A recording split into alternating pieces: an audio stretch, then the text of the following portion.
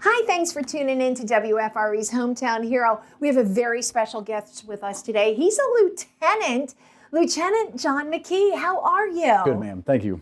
Happy to be here. Well, this is not going to go well. You can't call me ma'am because now I feel so old, but now, how did you, Lieutenant, that's like a really big, that's a nice title. Absolutely. So, Hometown Heroes, I have been in the military. This is now my 20th year.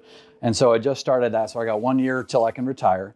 And so, Congratulations. Thank you, ma'am. Again, ma'am, I was raised right. My mother and father would be very upset if I didn't address you proper. But it's something that I really like being a leader, and positive change. You can, affect those around you better the higher you promote. So that's what I'm trying to do, is just be the positive influence on what I can affect, whether it be through the community or inside the division.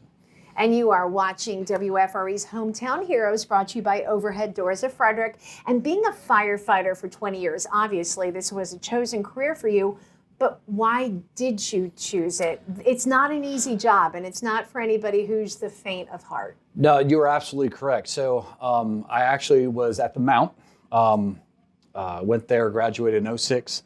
A buddy of mine and I were watching Backdraft, and we're like, hey. Awesome movie. Yeah, Yes. and so, it's like, cliche, I saw a movie, and hey, I wanted to do it. He was dating a girl at the time who said, you can do this as a volunteer. We're like, no, there's no way that they let us run into burning buildings as a volunteer. And she said, no, legit, you can do that. And so the next morning, he and I signed up at Station 6 in Emmitsburg. And that's how I got my start, was from watching Backdraft my second year at the Mount. And that kind of shifted, career aspirations to do this instead of whatever business degree I was going to get. I said, hey, firefighting's it. Yeah, well, firefighting is a business, so you got into the firefighting business. Now, are you from Frederick County? Are you a local boy? So my parents moved to Howard County in 1996, and so local-ish. Okay. But going to the Mount, I fell in love with Frederick County. You have everything you need. You have the city life, you have the country, and yes. Within 3 minutes you can be anywhere you want to be. And so moved to Spring Ridge for a little bit, and then ended up now moving out to Falling Waters. West Virginia. Yes, ma'am. Give it up. Mountaineer Nation. It's God's wild country. And wonderful. Absolutely. Yeah, it is. Oh, we love it out there. So, married, kids? Married. I have a 2-year-old Maine Coon, and so cat dad. Yeah, I was going to say, how big are they? Tom Whalen, he always told me about some Maine Coons that he knew. They're like little lions, right? It's like this big. He is a bobcat for sure. Okay. He's 18 and a half pounds, and wow. If you ever want one, the only negative is the amount of fur, but it is a great cat. Absolutely. Oh, I love that. Awesome. Yeah, I'm more of a dog guy, to be fair, but with the firefighter schedule, it's a lot easier just to leave the cat at home for a few hours rather than a dog. So yeah, well, that's a big cat. Yes. It almost poses as a dog. It is the most dog animal that you can have without having a dog, for sure. I love it. I love it. So as far as firefighting, and you've done it for so long, and thank you, God bless you for the good work that you do, keeping Frederick County safe. What's the craziest call that you have ever been on, the craziest experience as a firefighter? So, again, it's everything that we do it affects whomever you're with for the first time. And I've had like 20 years of excellent service to the race. I know some people are going to watch this and say, oh, it's that guy. Or some people are going to watch this and say, hey, it's that guy. He's looking for a raise. Okay. So as we discussed, my craziest call was off duty with my wife. We were leaving a nose game, go O's. And literally right in front of us, a car came across the intersection and burst into flames. And the first thing I thought is, that doesn't happen. That's movie stuff. No, it doesn't. And we ended up getting 2 people out of there. There were a ton of bystanders, but everyone has their phone out. No one's calling 911. I hate that. Yeah, I hate that. Instead of jumping into action, but of course you did. Or calling 911. It's shocking. But we got 2 people out of there, and were able to render aid until EMS actually got there.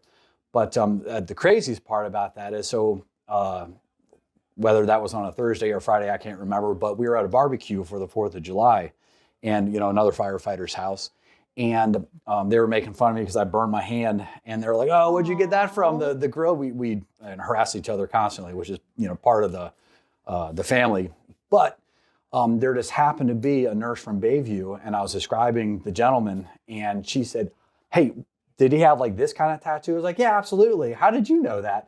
And she just happened to be on Bayview that night. And no way. So yep. she was taking care of the guy that you saved Yeah. his life. So you want to talk about a small world. Wow. Yeah, Wow. absolutely. And so that happened to you off duty. Do you ever feel, and I really think this is the case for first responders, especially firefighters and police officers, it's like a magnet for stuff to go down, like accidents, fires, and things like that, criminal activity for cops. Don't you find out that like happens right there? Well, you definitely, especially working in the city, I love coming downtown. It's again, Frederick is such a great place. You see people are like, "Oh, yeah, that person. Yep, hi there." And they're like, "Oh, you look different if you're not in your fireman costume." And so that's, that it's nice to see people out and about who you recognize from being able to help them. And you can tell that they're like, kind of awkward, like, "Oh, I kind of do recognize you from that time that you saw me at my worst." And like we tell everybody, no one plans on calling 911. So however you happen to be dressed at that time, we've seen it. So it's all good. Yeah. It's all as part of it. Yeah, except if somebody gets like stuck on a toilet, how are you going to explain that? Well, the good news is it's probably not the first time that we've seen it. So that's where, for you, it's the first time you're in that particular circumstance. But for us, we do it all the time. So it's nothing shocks us like that really anymore because, we've seen it. It's okay. We can deal with it. Okay, good. Can you cook? I mean, you're at the fire station a lot. I am able to cook. I have, most people are good at a meal. Might not be all the meals. Yeah. But you kind of fall into I'm really good at this, and everyone says, "Hey, let's have brats and tots," and you're like, "Man, we've done brats and tots so often. Let's do something different." So generally speaking, anyone can do chicken on salad, or if it's not chicken on salad, it's chicken in a wrap, or so we'll throw some buffalo sauce on it. Now it's a buffalo chicken wrap, but generally everyone's good at cooking something. What that is might be super easy, might be super difficult, but I'm okay at some things. Okay, well that's good. And the people that you're feeding that meal that you prepared to, are they going to say, "Yeah, he's doing a good job"? Or are they going to like kind of recoil and say, "Oh God"? We were just talking about that. We were out for a run this morning, and we were talking about meals that make you recoil in disgust. I don't think I've had any yet, knock on wood, that I've done that people just absolutely hated. They might not want it again, but generally they ate it. Okay, and that's good. It's like a parent with a kid. You're going to eat this meal. Well, we were talking, sometimes you're like, "No, I can't literally finish this plate, and so I'm going to have ice cream for dinner instead." It's like, okay. Good. Sometimes there's other options. There's always other options, or chips in the pantry. Yeah, I would love that. That's always a good meal. So if somebody's younger, thinking about going into the profession of being a firefighter, how could you encourage them to do that? I will say it's the cliche. It's not a job. It's a calling. I wake up, I've been doing this for a long time. I still wake up every day, and I am so glad that I get to do this.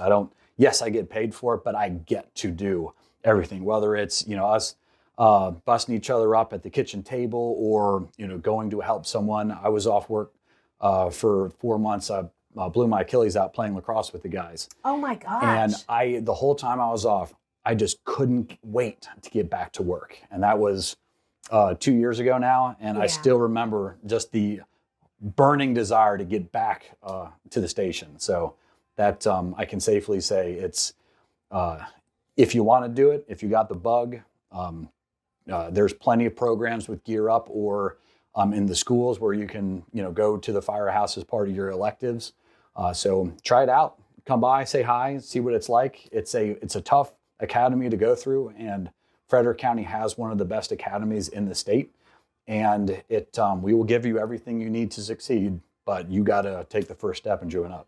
Yeah, and that's why you are a hero. You're a hometown hero, because you know the importance of what it is you do, and you save lives every day. So thank you so much. This has been wonderful. So glad you live in West Virginia. Oh, yes, ma'am. Yeah, well, Country Roads, does that song now mean something different to you?